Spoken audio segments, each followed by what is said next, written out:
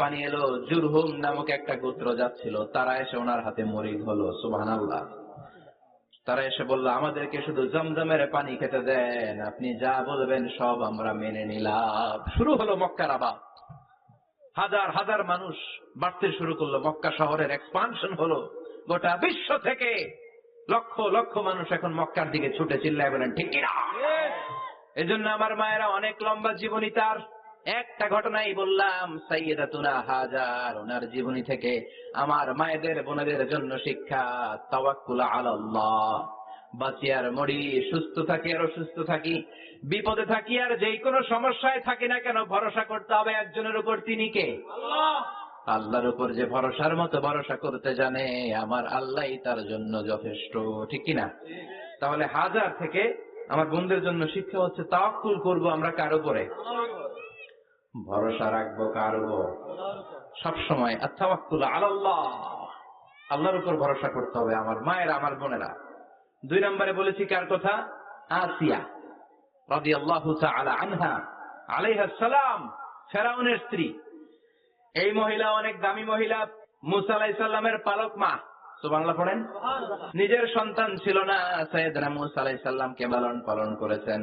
গোপনে গোপনে মুসা আলাইহিস সালামের উপর ঈমান এনেছেন। গোপনে গোপনে রাত্রিবেলা তাহাজ্জুদ করে চোখের পানি ছেড়ে চাইতেন কার কাছে? ফেরাউনের বউ আর ফেরাউনের ফিনান্স মিনিস্টার, অর্থমন্ত্রীর বউ, দুইজন লুকিয়ে কালিমা পড়ে মুসলমান। ফেরাউন কিছু জানে না। সুবহানাল্লাহ। কি আল্লাহর খেলা! ফেরাউন লক্ষ লক্ষ বনী ইসরাইলের ছোট্ট বাচ্চাকে জবাই করেছে একটা বাচ্চাকে ঠেকানোর জন্য। নাম কি? মুসা। আর ফেরাউনের ঘরে আল্লাহ মুসাকে বড় করলেন। কোন সুবহানাল্লাহ। লুকিয়ে লুকিয়ে ঈমান আনলো। ফেরাউনের বউ আসিয়া, অর্থমন্ত্রীর বউ, দুইজন মিলে ফেরাউনের কাছে ঘটনা পৌঁছে গেল, খবর পৌঁছে গেল। ফেরাউন ডেকে পাঠালো। দুধের বাচ্চাকে নিয়ে ফেরাউনের অর্থমন্ত্রীর বউ হাজির। কুখ্যাত সন্ত্রাসী ফেরাউনের নিজের বউ আসিয়াও হাজির। ফেরাউন বলে, এক আল্লাহর উপর কুফরির ঘোষণা দে, আল্লাহকে ভুলে যা, আমার পায়ের সামনে সেজদা দে, আমি মাফ করে দেব। আসিয়ার এক কথা, জীবন যাবে কিন্তু ঈমান যাবে। ফেরাউনের অর্থমন্ত্রীর স্ত্রীরও এক কথা, যে আল্লাহর কাছে আমরা মাথা নত করেছি, পৃথিবীর কোন শক্তির কাছে ওই মাথার নত হতে পারে না। ফেরাউন বলল, তাই নাকি? দেখি তোদের ঈমানের পাওয়ার কত বড়। অর্ডার করলো, বিশাল বড় পাতিল নিয়ে আসো, কড়াই নিয়ে আসো, কড়াই ভর্তি তেল গরম করতে শুরু করো। টকবক টকবক করে কড়াইয়ের মধ্যে গরম তেল। ফেরাউন বলে, ও অর্থমন্ত্রীর স্ত্রী, তোমারে অনেক ভালো জানতাম, এখনই আমার পায়ের সামনে সেজদায় লুটিয়ে পড়ো, আল্লাহরে ছাড়ো, আমি তোরে ছেড়ে দেব। অর্থমন্ত্রীর বউ বলে, এত সোজা না। সুবহানাল্লাহ বলেন। কি ঈমান!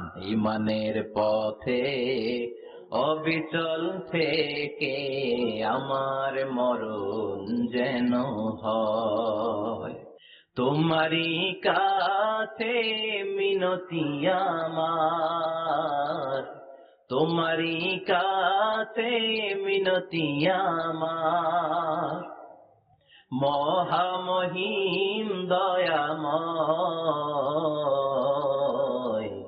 ঈমানের পথে অবিচল থেকে আমার মরণ যেন হয়। পড়েন আমিন।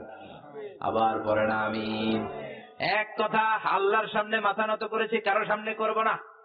ফেরাউন অর্ডার দিল, এই মহিলার দুধের বাচ্চাটারে টান দিয়ে আন, টকবক তেলের মধ্যে, কড়াইয়ের মধ্যে গরম তেলের মধ্যে ছেড়ে দে।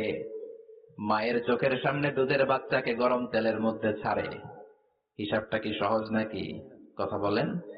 চিৎকার দিয়ে মা কেঁদে ওঠে, ছেড়ে দাও। ফেরাউনের নির্দয় অন্তরে দয়া হয় না। দুধের বাচ্চাটারে তেলের মধ্যে ছেড়ে দেওয়ার পরে মুহূর্তের মধ্যে ছেলেটা রোস্ট হয়ে যায়।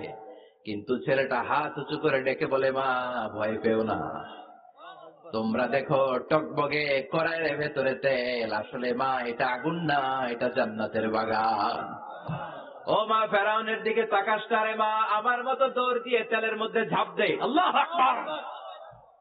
ফেরাউনের অর্থমন্ত্রীর বউয়ের ঈমান দ্বিগুণ হয়ে যায়, 3 গুণ হয়ে যায়। সে বলে, ফেরাউন, গোটা পৃথিবীটারে এক পাশে করতে পারবি, কিন্তু আমার মাথাটা তোর পায়ের সামনে নোয়াতে পারবি?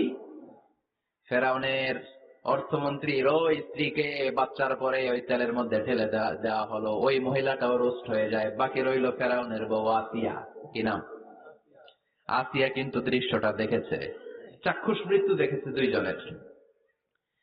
ফেরাউন বলে, আসিয়া কত অন্তরঙ্গ সম্পর্ক আমাদের, আজীবন কত ভালোবাসা ছিল, কত খুনসুটি ছিল, কিন্তু আমার পায়ের মধ্যে সেজদা দিয়ে প্রমাণ কর তুই আমারে ভালোবাসিস। আসিয়ারও একই কথা, জীবন দিব কিন্তু ঈমান দিব না।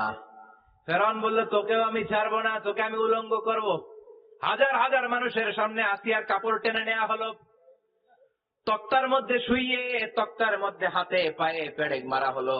হাতের এই পাশ দিয়ে পেরেক ঢুকে ওই পাশ দিয়ে বেরোয়, তক্তার এ পাশ দিয়ে ঢুকে ও পাশ দিয়ে বেরোয়, ফিনকে দিয়ে রক্ত বের করে। আসিয়া সহ্য করতে না পেরে ডেকে বলে, আল্লাহ, ফেরাউন থেকে তুমি আমারে বাঁচাও।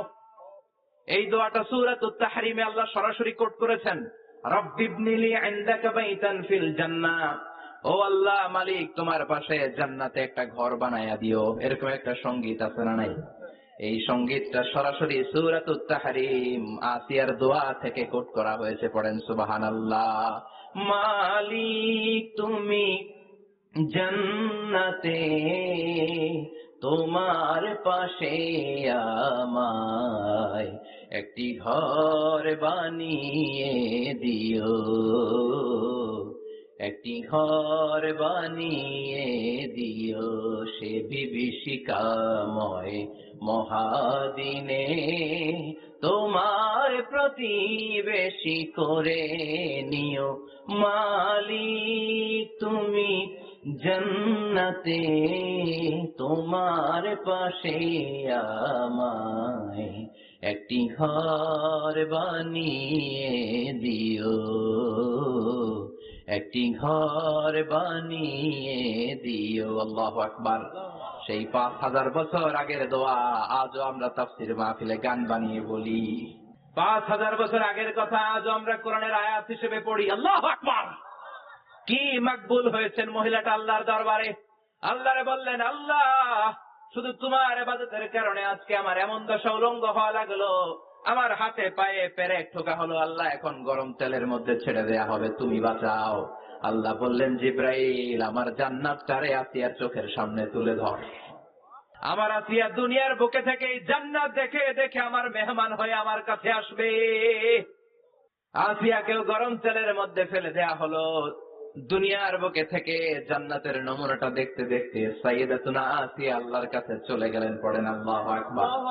এজন্য ঈমানের পথে অবিচল থেকে আমার মরণ যেন হয়। পড়েন আমিন। তাহলে আসিয়ার জীবনী থেকে আমার মায়েদের জন্য শিক্ষা হলো, ঈমান ছাড়া যাবে না, বেঈমান হয়ে মরা যাবে না, মাজারে গিয়ে মুশরিকাদের কাতারে নাম তোলা যাবে। ওই মায়েরা ঈমান কেমন করে রক্ষা করবেন? ঈমান কত বড় দামি জিনিস, ঈমান একজন নারীর মর্যাদা আল্লাহর কাছে কত বাড়িয়ে তোলে। আসিয়ার জীবনে এই শিক্ষাটা আছে না নাই? কথা কম, বোঝা যায়? বোঝা যায়? তাহলে প্রথমে জানলাম কার কথা? হাজারের কথা। হাজেরার জীবনী থেকে শিক্ষা ছিল তাওয়াক্কুল করতে হবে একজনের উপর, তিনি কে? আল্লাহ। আসিয়ার জীবনী থেকে আমরা কি শিখলাম? ঈমান রক্ষা করতে হবে। জীবন যাবে, ঈমান যাবে, জীবন যাবে, ঈমান যাবে।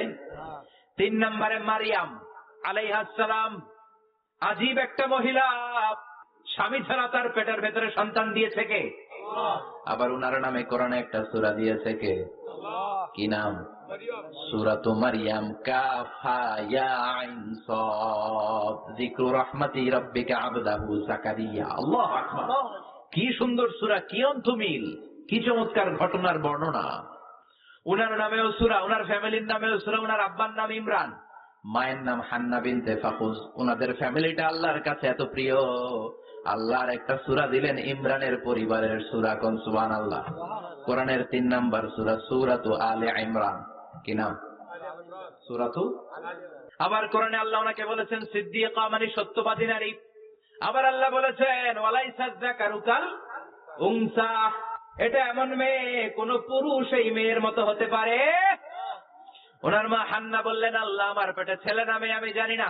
যখন মারিয়াম পেটে, আল্লাহ ছেলে হোক মেয়ে হোক বাইতুল মুকাদ্দাসের খাদেম হিসেবে তুমি কবুল করে নাও। আমার পেটে যা আছে তোমার জন্য মানত করে দিলাম। কিন্তু ভূমিষ্ঠ করার পরে দেখে মাইয়া, ভূমিষ্ঠ করার পরে দেখে কি মেয়ে। ভাবছিল ছেলে, ছেলে হইলে খাদেম হবে, এখন মেয়ে। আল্লাহ বলে চিন্তা করো না, সাধারণ মেয়ে না, ওয়ালাইসা যাকারু কাল উনসা, এটা এমন মেয়ে কোন ছেলেরাও এই মেয়ের মতো হতে পারে। এই মেয়েকে দিয়ে দেওয়া হলো বাইতুল মাকদাস, one of the major 3 mosques in Islam, ইসলামের সর্বশ্রেষ্ঠ 3টা মসজিদের একটা। এই বাইতুল মুকাদ্দাসের খাদেমা ছিল উনি। মসজিদ ক্লিন করত আর ইবাদত করত, ইবাদতে মশগুল হয়ে থাকতো, পাগল পাড়া হয়ে থাকতো, চক্ষু বন্ধ করে আল্লাহর কথা স্মরণ করত। মর্যাদা আল্লাহ এত বাড়িয়ে দিলেন, আনসিজনাল যত জান্নাতি ফল সব সামনে এসে হাজির হয়ে যেত। ওনার খালু জাকারিয়া এসে বলতেন, আন্না লাকে হাযা, ও মারিয়াম এই ফল তো এই সিজনে ফিলিস্তিনে নাই, পাইলা কই? তিনি বলতেন, হুয়া মিন ইনদিল্লাহ, রব্বুল আলামিন জান্নাত থেকে ফলের ব্যবস্থা করেছে। কোরআন সাক্ষী, আন্না লাকে হাযা, কোত্থেকে এই ফ্রুট পাইলা? আনসিজনাল, এটা তো এখানে নাই।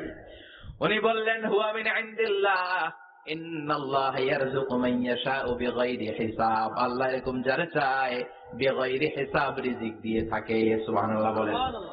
সব সময় আল্লাহর ইবাদত, সব সময় তাহাজ্জুদ, সব সময় জিকির করতেন, লা ইলাহা লা ইলাহা ইল্লাল্লাহু মুহাম্মাদুর রাসূলুল্লাহ। ওনার পুরো জীবনের কোন মুহূর্ত আল্লাহর জিকির থেকে খালি যায় নাই, সব সময় ইবাদতে মশগুল, সব সময় কি। তার মানে মারিয়ামের জীবনী থেকে আমাদের শিক্ষা, আমার মায়েরা বোনেরা ইবাদতে মশগুল থাকতে হবে। কিন্তু দুর্ভাগ্যজনক হলেও সত্যি, আমার বোনেরা জি বাংলা নিয়ে মশগুল থাকে। ওনারা মশগুল থাকে ঠিকই, তবে ইবাদত নিয়ে না। কি নিয়ে? কথা কন। জি বাংলা কি এখনো দেশে চলে? স্টার জলসা এগুলো চলে, কিরণমালা, এই সিরিয়াল গুলো চলে। নতুন সিরিয়াল আসছে, নাম কত কয়েকটা, ওয়াজ মাহফিলে বলা লাগবে আমাদের। কি নাম, কি চলে এখন জানো না তুমি? সর্বনাশ, পাগলের মতো মহিলাগুলো বসে থাকে, রাতে দেখতে না পারলে সকালে কাজা কাফার আদায় করে, আছে না নাই? কাজা আদায় করে ফেলে সকালে। খবরদার, জি বাংলা, স্টার জলসা, হিন্দি মুভি নিয়ে মশগুল থাকা যাবে না আমার বোনেরা। আপনিই পারেন আপনার ফ্যামিলিটারে জান্নাতি ফ্যামিলি বানাতে, আপনিই পারেন পরিবারটারে শান্তিময় করতে। নারী ভালো তো পরিবার ভালো। এজন্য মারিয়াম আলাইহিস সালামের জীবনী থেকে আমার বোনদের জন্য শিক্ষা, ঘরের সব কাজ শেষে অবসর যে সময়টা পাবো ইবাদতে মশগুল হয়ে যাব, ঠিক কিনা? ইবাদতে মশগুল থাকার দরকার আছে না নাই? তাহলে মারিয়ামের মতো আপনাদের মর্যাদাও বাড়িয়ে দিবে কে? কয়জনের জীবনী গেল, আর বাকি কয়জন শুনবেন? কষ্ট হচ্ছে? এরপরে বিশ্বনবীর প্রথম বউ খাদিজা। কি সুন্দর নাম, খাদিজা বললে ভালো লাগে না? প্রথম নারী যিনি কালিমা পড়ে ইসলাম ধর্ম গ্রহণ করেছেন, আমাদের আম্মা জান। বিশ্বনবীর প্রথম বউ, 25 বছর বিশ্বনবীর সাথে সংসার করেছেন, 3 বছর বিশ্বনবীর সাথে জেল খেটেছেন, শিয়াবে আবি তালেবে। কেমন বউ? জামাইও জেলখানায়, বউ জেলখানায়। বিশ্বনবীর সবগুলো বাচ্চা সন্তান, ছেলে মেয়ে এই মহিলার গর্ভ থেকে এসেছে, একজন ছাড়া, ইব্রাহিম। ইব্রাহিম বিশ্বনবীর আরেক বউ মারিয়ার গর্ভে এসেছে, বাকি সব খাদিজার গর্ভে। এই যে আমরা ফাতেমা, বিশ্বনবীর কন্যার নাম কি? ফাতেমার মায়ের নাম কি? খাদিজা। সুবহানাল্লাহ। ফাতেমা, রোকাইয়া, উম্মে কুলসুম, জায়নাব, এই 4 জনের মাই খাদিজা। আবার আব্দুল্লাহ, কাসেম, এদের মায়ের নামও খাদিজা। বিশ্বনবীর সব সন্তান এসেছে খাদিজার পেট থেকে। বরকত বেশি না কম? বিশ্বনবী ভয় পেলে খাদিজার কাছে গেলে ভয় কেটে যেত, সাহস যোগাতেন, শেল্টার দিতেন, ছাতার মতো মাথার উপরে দাঁড়িয়ে থাকতেন। আল্লাহু আকবার। বিশ্বনবী বলতেন, রুজিকতু হুব্বাহা, খাদিজার ভালোবাসা আমার অন্তরে আল্লাহ রিজিক হিসেবে দিয়েছে। আবার বিশ্বনবী বলতেন, আল্লাহ যেই কিয়ামতের দিন বন্ধু বন্ধুরে চিনবে না, ভাই ভাইরে চিনবে না, কেউ কাউরে চিনবে না, ওই কঠিন দিনে আমি আমার খাদিজারে যেন ভুলে না যাই, আমার খাদিজারে যেন দেখা মাত্রই চিনতে পারি এটা আমার খাদিজা। খাদিজাকে নিয়ে মা আয়েশা একদিন একটা কটু কথা বলেছিল, ও নবী, কবে আপনার এই বুড়ি মহিলা, বুড়ি বউ খাদিজা ইন্তেকাল করেছে, তারপরে কত সুন্দরী সুন্দরী বউ আমরা এসেছি, আমার ভালো লাগে না? খালি বুড়ির কথা কন কেন? খালি এই বুড়ির কথা স্মরণ করেন। আমরা আছি, আমাদের দিকে তাকান, আমরা কত সুন্দরী, আমরা কত ভালো। বিশ্বনবী রেগে গেলেন, মা আয়েশাকে এইভাবে ধরলেন। জীবনে কোনোদিন কোন স্ত্রীর গায়ে হাত তোলে নাই, শুধু ওই দিন মা আয়েশাকে এইভাবে ধরেছিলেন আর বলেছিলেন, আয়েশা খবরদার জীবনে এই কথা বলবা না। আমার খাদিজা আমার বিপদের দিনের সঙ্গিনী, তোমরা আমার সুখের দিনের সঙ্গিনী। তোমরা কেউ আমার সাথে জেল খাটো নাই, খাদিজা আমার সাথে জেল খেটেছে 3 বছর। কয় বছর? কি মহিলা ছিল! বিশ্বনবীকে সবসময় আগলে রেখেছে, শেল্টার দিয়েছে, প্রতিভক্ত ছিল। খাবার নিয়ে বিশ্বনবীর জন্য এদিক সেদিক যেতেন, বিশ্বনবী না আসলে খেতেন না। বিশ্বনবীকে কলিজার চাইতো বেশি ভালোবাসতো, পতি যা বলবে তাই শুনতো। ও মায়েরা, খাদিজাতুল কুবরার জীবনী থেকে আপনাদের জন্য শিক্ষা হলো প্রতিভক্তি। কি ভক্তি? এখন প্রতিভক্তি নাই, আমরা করি নারী ভক্তি। এখন নারী নির্যাতন কমে গেছে বাংলাদেশে, বেড়ে গেছে পুরুষ নির্যাতন। কথা কন। এখন আমরা ভক্তি করা লাগে, আমরা ভক্তি না করলে ঘরে খাওয়ান নাই, এরকম ঝামেলা আছে না নাই? কথা বলেন। আপনাদের নাগাইশের মহিলারা অনেক ভদ্র, নাগাইশের মহিলারা নিশ্চয়ই পতিকে অনেক ভক্তি করে। মায়েরা, বোনেরা, আপনার স্বামী যদি আপনার উপরে নাখোশ থাকে, আপনার এবাদত আপনাকে বাঁচাতে পারবে না। বিশ্বনবী ফাতেমাকে বললেন, ফাতেমা তুমি বিশ্বনবীর মেয়ে হতে পারো, কিন্তু আলী যদি তোমার উপরে নাখোশ থাকে তোমার সব শেষ, সব শেষ। আবার বিশ্বনবী বললেন, আমি যদি এক আল্লাহ ছাড়া কারো সামনে মাথাটা নত করার বিধান দিতাম, এক আল্লাহ ছাড়া যদি কাউকে সেজদা করতে আমি বলতাম, আমি দুনিয়ার সব নারীদের বলতাম স্বামীর পায়ে সেজদা দিয়ে পড়ে থাকো। কি সম্মান আল্লাহ দিলেন স্বামীকে! আপনার জান্নাত আপনার স্বামীর ভেতরেই। স্বামীকে সন্তুষ্ট করেন, স্বামীর আনুগত্য করেন, দেখবেন ফ্যামিলিটা সুন্দর হবে। আর স্বামীরা স্ত্রীদেরকে ভালোবাসেন, স্ত্রীদেরকে ভালোবাসার গল্প শোনাবেন, দামি দামি শাড়ি কিনে দিবেন, তার স্ত্রীর সাথে প্রেম নিবেদন করেন, ভালোবাসা নিবেদন করেন। সংসারটারে শান্তিপূর্ণ করে দিবে কে? তার মানে খাদিজাতুল কুবরার জীবনী থেকে শিক্ষা কি? বললা গেছি কি শিক্ষা? প্রতিভক্তি। কি ভক্তি? স্বামীকে ভক্তি করা লাগবে, তা না হলে জান্নাত নাই। এরপরে বিশ্বনবীর একমাত্র কুমারী বউ নাম কি? আয়েশা। বিশ্বনবী বললেন, উরিতুকি ফিল মানামি সালাসা লায়াল। আয়েশা, বিয়ের আগে তোরে কিন্তু আমি 3 বার স্বপ্নে দেখছিলাম। সুবহানাল্লাহ কবেন না? বড্ড খুশি হয়ে গেলেন আয়েশা। এরপরে বললেন, 3 বার স্বপ্ন দেখার পরে তোমার ব্যাপারে মনের মধ্যে কেমন কেমন যেন ভালো লাগে। তারপরে একটা ছোট্ট কাগজের মধ্যে, জান্নাতি কাগজ, রেশমি কাপড়ের মধ্যে তোমার চেহারাটা এনে জিব্রাইল বললেন, দেখেন নবী কেমন লাগে? আমি কইলাম ভালো লাগে। কার মেয়ে? আপনার বন্ধু আবু বকরের মেয়ে, বিয়ে করবেন নাকি? বিশ্বনবী বললেন, ও জিব্রাইল, তুমি যদি ঘটক হও, আল্লাহ যদি হয় কাজী, আমি মুহাম্মদ বিয়েতে রাজি। সুবহানাল্লাহ পড়েন। বিয়ে হয়ে গেল, কিন্তু ঘরে দামি ফার্নিচার নাই, টাকা পয়সাও তেমন নাই, কিন্তু আছে খালি সুখ। আছে কি? যেটা টাকা দিয়ে কিনা যায়, টাকা দিয়ে বাড়ি কিনা যায়, গাড়ি কিনা যায়, সুখ কিনা যায় নাকি? টাকা দিয়ে বিছানা কিনা যায়, বালিশ কিনা যায়, ঘুম কিনা যায় নাকি? কথা বলেন। এজন্য সুখ দেওয়ার মালিক কে? দোকানে সুখ পাওয়া যায়? নাগাইশ বাজারে তো সুখ বেছে না, বেছে নিয়ে যেতাম আজকে গাড়িতে করে। সুখ বেছে? কথা কন। সুখ পাওয়া যায় না। সুখ দেওয়ার মালিক একজন, তিনি কে? মা আয়েশা একমাত্র কুমারী বউ, আদর করে তিনি ডাকতেন হুমায়রা, আবার মাঝে মাঝে ডাকতেন ইয়া আয়েশু। আয়েশা না, আয়েশু, সংক্ষেপ। এত ভালোবাসতেন মা আয়েশাকে। মা আয়েশা গ্লাসের যে জায়গা দিয়ে পানি খেতেন, বিশ্বনবী ওই জায়গায় মুখ লাগিয়ে পানি খেত। মা আয়েশা গোশতকে হাড্ডি ফেলে দিলে বিশ্বনবী ওই হাড্ডিটা নিয়ে চষতে শুরু করে দিত। এক বালতি থেকে পানি নিয়ে 2 জনে গোসল করত। আবার বিশ্বনবী মাঝে মাঝে বায়না ধরতো, মাঝে মাঝে রাগও করতো। সুবহানাল্লাহ কোন। স্বামী স্ত্রীর মধ্যে একটু রাগ আছে না নাই? রাগ থাকলে ওইটারে আবার ভালোবাসায় পরিণত করে দেয় কে? রাগ না থাকলে ভালোবাসা তো ভালোবাসাই না, রাগ থাকতেই হবে, তাই ভালোবাসার মর্ম বোঝা যায়। চিল্লায় বলেন ঠিক কিনা? ক্ষুধা না থাকলে খাবারের মর্যাদা বোঝা যায় না। সারাদিন পেট ভরা, খাবার মজা বুঝবেন? ক্ষুধা, প্রচন্ড ক্ষুধা, তৃষ্ণার্ত, লেবুর শরবত পাইলে অমৃতের মতো লাগবে। প্রচন্ড ক্ষুধা, হাজি বিরিয়ানি পাইছেন 1 প্লেট, ইচ্ছে মতো খাবেন, কিন্তু পেট ভর্তি, হাজি বিরিয়ানি খাওয়া যাবে? এজন্য রাগ না থাকলে ভালোবাসা যে কত দামি, ভালোবাসা যে আল্লাহর পক্ষ থেকে কত বড় নেয়ামত বোঝা যায় না।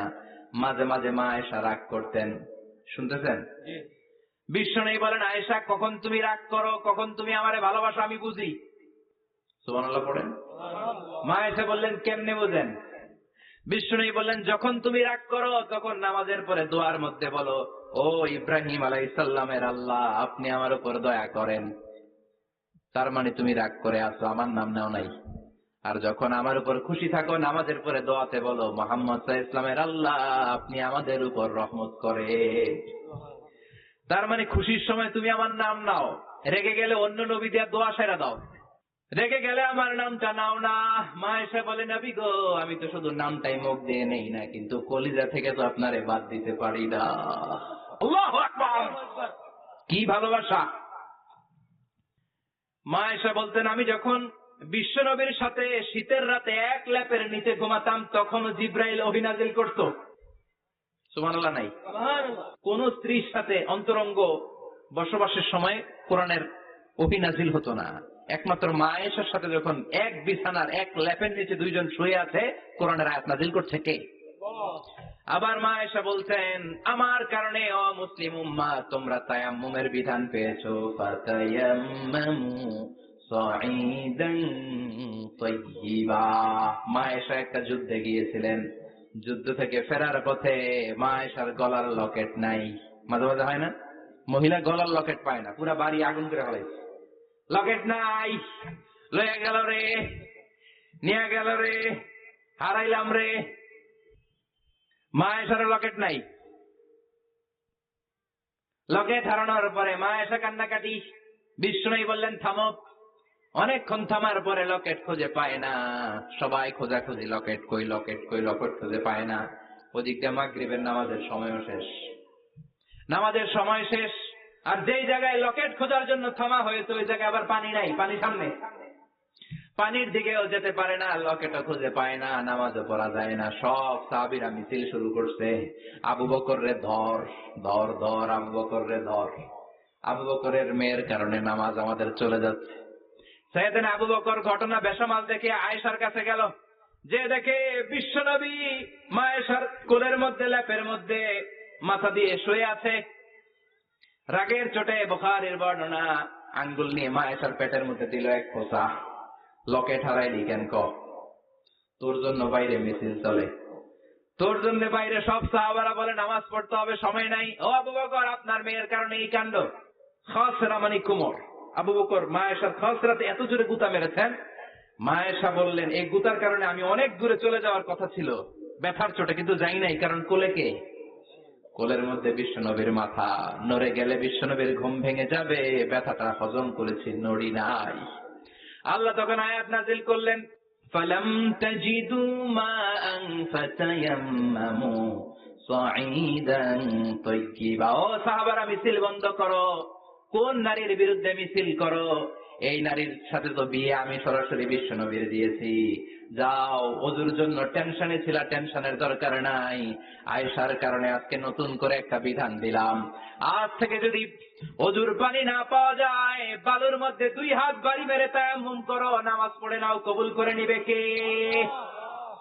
এই মা আয়েশার লকেট হারানোর কারণে তায়াম্মুমের বিধান নাযিল হয়েছে। কোন সুবহানাল্লাহ। মা আয়েশা বলতেন, আমার কোলে মাথা রেখে বিশ্বনবী শেষ নিঃশ্বাস ত্যাগ করেছে, আবার আমার ঘরের মধ্যেই বিশ্বনবীর কবর। সুবহানাল্লাহ। বিশ্বনবীর কবরটা কিন্তু মা আয়েশার ঘরের মধ্যে। এখনো বিশ্বনবীর কবর যেই জায়গায়, এই জায়গায় মা আয়েশার ঘর ছিল। সুবহানাল্লাহ। 2210টি হাদিস বর্ণনা করেছেন। কত কথা কেন? 2210টা। ফ্যামিলির হাদিস বর্ণনার জন্য মা আয়েশাকে আল্লাহ তাআলা বিশ্বনবীর ট্যাপ রেকর্ডার বানিয়ে পাঠিয়েছেন। যাই বিশ্বনবী বলতেন, ট্যাপ রেকর্ডের মতো রেকর্ড করে সব সাহাবীদের কাছে বর্ণনা করতেন। কত কবিতা উনি নিজে জানতেন, নিজেই জানে না। কত মাসালা যে জানতেন তার কোনো হিসাব নাই। ইলমুল ফারায়েজ, বাপ মরলে ছেলে মেয়ে থাকলে কে কতটুকু সম্পদ পাবে, মা আয়েশার চেয়ে এই বিধান মদিনায় কেউ জানতো না। বিশ্বনবীর ইন্তেকালের পরে সাহাবাদের মধ্যে কোনো মাসালা নিয়ে কনফিউশন হলে সব সাহাবারা আম্মা জান আয়েশার কাছে এসে সলিউশন নিয়ে যেতেন। সুবহানাল্লাহ। কোন বিশ্বনবী যা বলেছেন সব মুখস্থ রেখেছেন, সব জ্ঞানের কথা ছড়িয়ে দিয়েছেন, সব সময় পড়াশোনা করতেন। সুবহানাল্লাহ। তার মানে মা আয়েশার জীবনী থেকে আপনাদের জন্য শিক্ষা হচ্ছে জ্ঞানার্জন। জ্ঞানানুরাগী হতে হবে। কি হতে হবে? জ্ঞানানুরাগী। বুখারীর বঙ্গানুবাদ পাওয়া যায়, কোরআনের বঙ্গানুবাদ পাওয়া যায়, ইসলামিক অনেক ভালো ভালো রাইটারের বই পাওয়া যায়, ঠিক কিনা? এগুলো পড়ার দরকার আছে না নাই? অনেকে বলে হুজুর আমার ছেলেটা মোবাইল ছাড়া কিছু বোঝে না। কি কয়? মোবাইল ছাড়া কিছু বোঝে না। হুজুর মোবাইল দিলে ঠান্ডা, মোবাইল নিলে কান্দে, এরকম আছে না নাই? এর কারণ হাজব্যান্ড ওয়াইফ দুইটার কাছে সবসময় মোবাইল। কথা কন।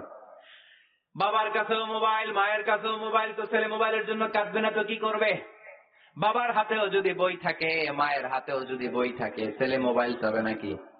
ছেলেও চাবে বই, ছেলে চাবে কি? কথা বুঝতে পেরেছেন? এই জন্য জ্ঞান অনুরাগী হতে হবে মা আয়েশার মতো।